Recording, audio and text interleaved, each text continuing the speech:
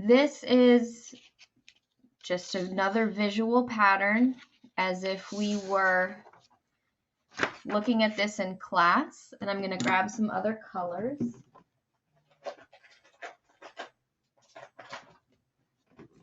I'm going to share with you my thinking visually on this visual pattern so that you can see what I am looking at and what I'm thinking. This first picture doesn't really help me very much setting up any thinking. But if I look at picture 2, picture 3, and picture 4, you'll notice that these outside blocks are always the same, which tells me these two outside blocks are also the same. What's changing is the number of blocks that are in the center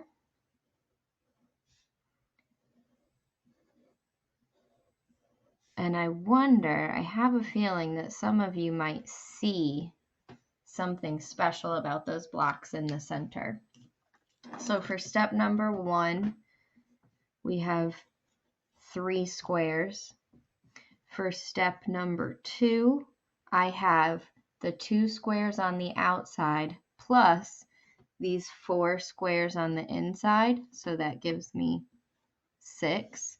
Now I have 9 squares in the center, 10, 11 for step 3. Now I have 16 in the center, 17, 18 for step 4. And what I'm going to try to do is come up with some pattern or some way of thinking that helps me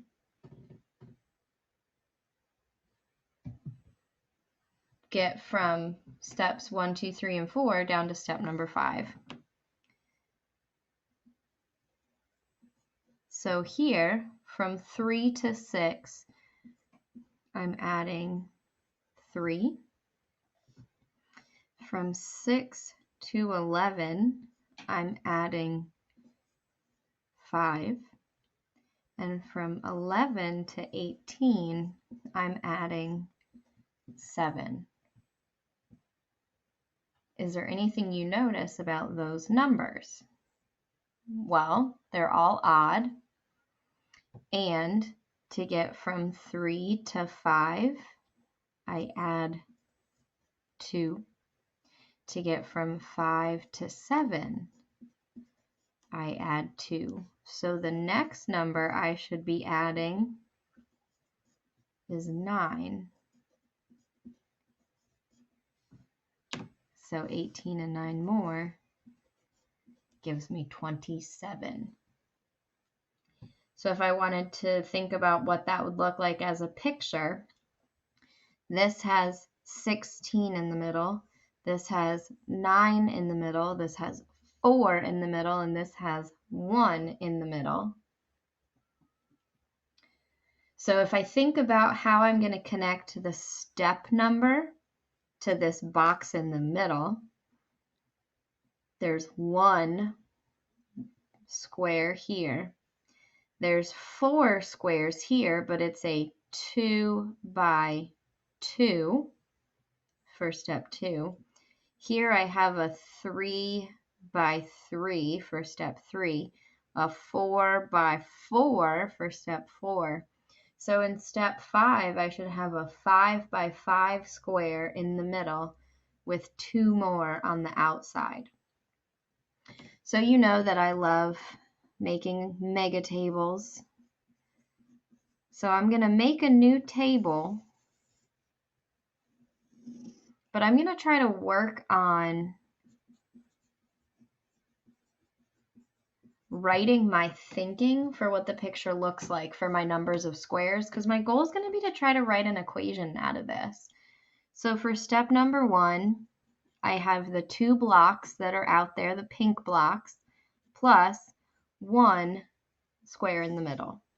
For step 2, I have the 2 blocks plus 4 squares in the middle. For step 3, we have those 2 pink blocks again plus 9 in the middle. And for step 4, I have those 2 blocks plus 16 in the middle. These numbers should trigger your brain a little bit because those are very special numbers in math. Those are our perfect squares. This is 2 plus 1 squared. This is 2 plus 2 squared. This is 2 plus 3 squared. This is 2 plus 4 squared. And I can keep going on and on and on. But remember, these two represent the pink blocks, and these represent my blue blocks in the center. So if I was going to write this as an equation, and I'm just going to use function notation, it would say f of n, so my total number of squares is going to be f of n, is equal to, my step number is n, I am going to square whatever number I'm looking at, and then add those 2 blocks on the end. And this is the type of equation we're going to start looking at now that has an exponent of a 2. So some things to notice here.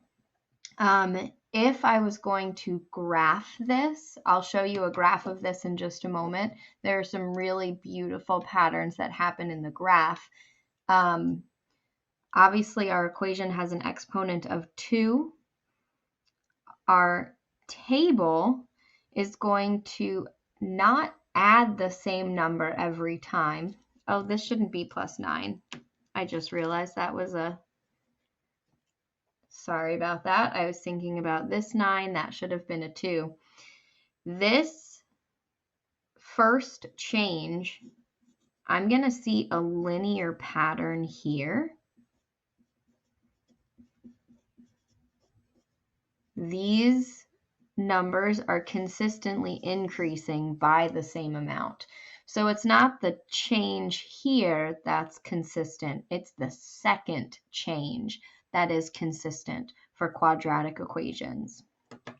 So I'm going to switch back over to this because I have this graph or this table already filled out for us. But I am going to show you quickly before we go any further in that. I want you to see what this graph is going to look like. So y equals x squared plus 2. So if I were to graph this, and I'm going to zoom out a little bit so you can see it better, you'll notice that this function is both decreasing and increasing. And that will always be the case. If I see a graph that looks like this, which is called a parabola, it will be a U, or it could be upside down and look like a hill. It will always be symmetric, and it increases and decreases. So we've already gone through linear functions back in Unit 2. I gave you some statements about the graph, the table, the rate of change in the table, and the equation. We've touched on all of those things for linear equations. And so now when I look at my quadratic equations, the graph, that's the parabola we just looked at, that symmetry that's happening, that means I can take this U shape and fold it in half, and all of these points on the right would land on top of all of these points on the left. The pattern, the change is not consistent in the first difference here. It's consistent in the second change. That's what that's talking about there. My highest power in my equation is 2. So that is where we're headed in this unit. We are looking at quadratic equations, and how they compare to linear and exponential equations. Before we actually get into the nitty-gritty of quadratic equations, what we need to do is learn how to combine like terms. We need to know how to add and subtract polynomials. We need to know how to multiply polynomials. And that's where we're going to go from here.